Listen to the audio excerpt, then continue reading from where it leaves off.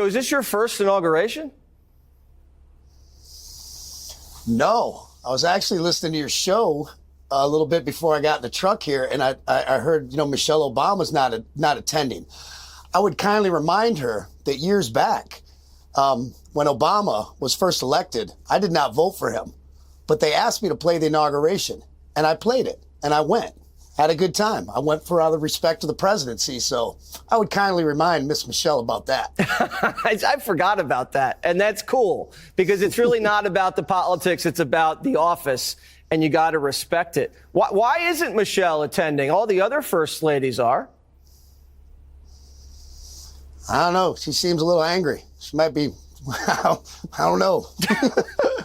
If you can't say something. Well, folks, Michelle Obama's absence from Donald Trump's inauguration really stirred things up, didn't it?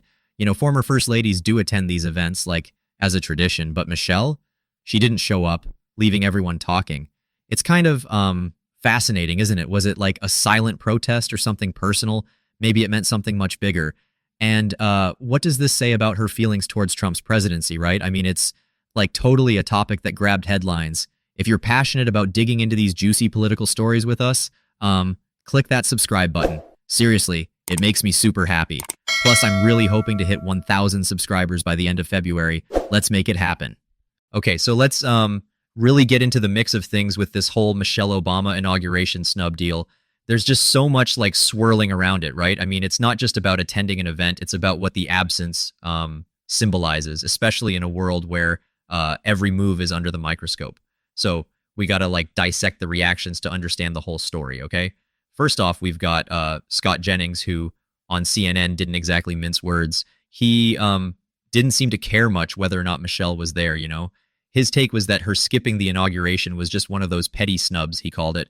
Like, it's sort of part of a pattern that he sees in these political circles. I mean, to be fair, he was harsh, no doubt, but like many people feel he's highlighting a trend of disrespect towards the office or the tradition it holds. And then there's Kid Rock, who's like making waves with his views on the matter too. During an interview, he made it clear that he once was, invited to play at Obama's inauguration, even though he didn't vote for him. You were like a first-generation Trump supporter. I remember back in the day you were all in early. What do you think now about all these people coming in late, at the inauguration, these CEOs, these musicians? How do you feel about that? I mean, welcome to the party. It's kind of funny watching everybody jump on the Bozak, as we call it. Better late than never. I mean, I feel like people are finding out, really what type of man, that Trump is, and he's a terrific guy, and they know what and plenty of people have known for 8 years. I mean, I endorsed him when he came down the elevator because I love the fact that he was not a politician. He was a businessman, and the business of America has sucked for so long. Like, we need someone in here making sensible decisions. And he still went to honor the office, he said. But you and I may be two of the only people with access to a camera or a microphone who are not exactly bedazzled by Michelle Obama. I don't care that she's not going to the inauguration. I don't care whether she is or isn't in the same house as her husband. I don't care what she says in advocacy of a candidate one way or the other. I've never got the Michelle Obama thing. Does anyone care that she's not going to be there when all eyes are on Trump and his wife? I kind of like it. I'm not going to lie. I'm a little beyond not caring. I'm like, good. Don't come. Stay away. Seriously, you're out there, endorsing that he's a misogynist rest type, because stay home. No one wants to see you. You're right. Yeah. We shouldn't come. I'm glad you skipped the Carter funeral so you wouldn't have to sit next to him. Maybe. We don't know why. I don't mind not seeing you at the inauguration. She not only does she hate Trump, she doesn't think much of America. So she can sit this one out. No one's going to miss her. She's already getting plaudits from people like Joy Reid, which tells you exactly what you need to know about how to feel about this. His point was like more about the respect for the presidency itself rather than the person in office. There's a message there about putting like personal beliefs aside for American values. Now let's throw Megyn Kelly into the mix because she's got a rather unique take. On her show, she sort of, went against the grain, saying she really doesn't care whether Michelle was there or not. She sort of argued that people like overestimate Michelle's impact and influence, stating, "I never got the Michelle Obama thing." It's intense, and some viewers might find her perspective refreshing, while others see it as dismissive, maybe. But here's the deal. Michelle's decision isn't like happening in a vacuum, folks. Back in 2023, she openly talked about how difficult it was for her to sit at Trump's inauguration in 2017. You remember that? She said there were like tears because there was, get this, no diversity, no reflection of the broader America, to quote her directly.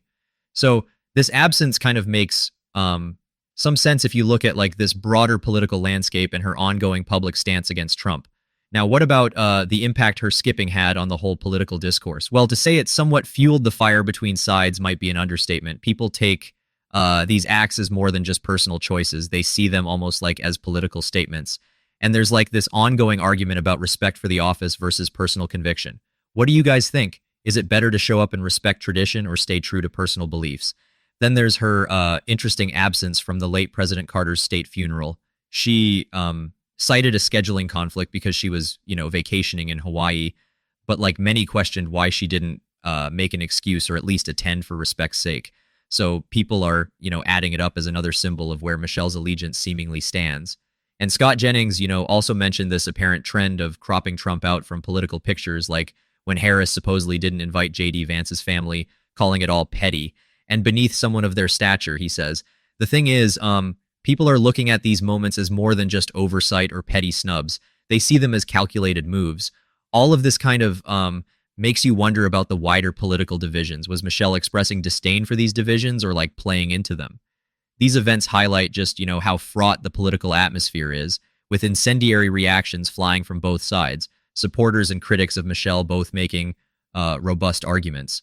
And Kid Rock chimed in again when the topic of people shifting support for Trump arose. He pretty much said, "Welcome to the party," to people who are, finally getting behind Trump for pragmatic issues rather than the politics, portraying Trump as this businessman who knows what's true about America. It's like kind of funny to see how people are jumping on the bandwagon later rather than sooner. If you dig into these discussions, it shows a deeper split between folks who view politics as a kind of team sport and those seeing it as a representation of deeper values.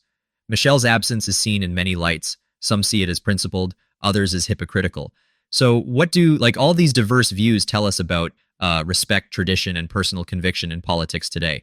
These discussions just show how polarized things have become, don't they? And everyone's got their take on who's right and who's dishing out hypocrisy. Hey, I'd love to hear what you guys think about all these complexities. Leave your thoughts in the comments below.